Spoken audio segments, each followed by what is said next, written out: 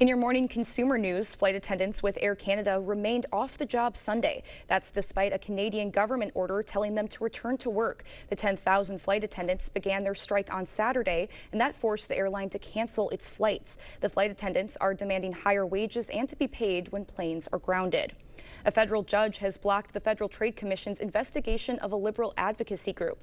The FTC launched the investigation into Media Matters for America earlier this spring.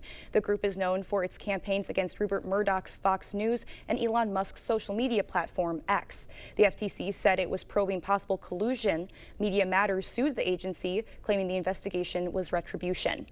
Star Trek is celebrating its 60th anniversary with new action figures. The franchise first launched in 1966. The Nacelle Company, who now has the rights to produce toys and play sets, plans on a number of releases. The first set will feature rare characters such as Peter Preston and Velcris. Future waves will showcase favorites like Kirk, Spock, and Captain Janeway.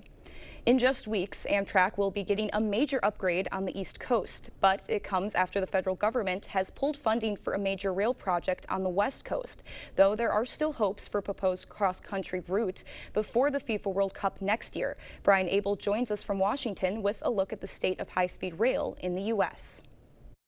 A long-awaited upgrade will roll out on Amtrak's Northeast Corridor August 28th. Modern interiors for 28 new Acela trains running from Washington, D.C. to Boston at a top speed of 160 miles per hour. The Acela line, a rare success story for high-speed rail, not seen elsewhere in the U.S. It's in a market where trains can definitely be successful. That's not necessarily the same when we start looking at some of our larger population centers throughout the rest of the United States. Like on the West Coast, former California Governor Jerry Brown pushing for high-speed rail back in the 80s.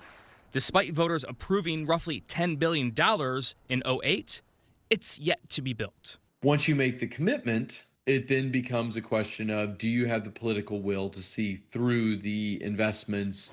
At a national level, that will appears to have jumped the tracks. Just this year, the Trump administration pulled the plug on both $4 billion in funding for California's rail project and $63 million for a project connecting Dallas and Houston.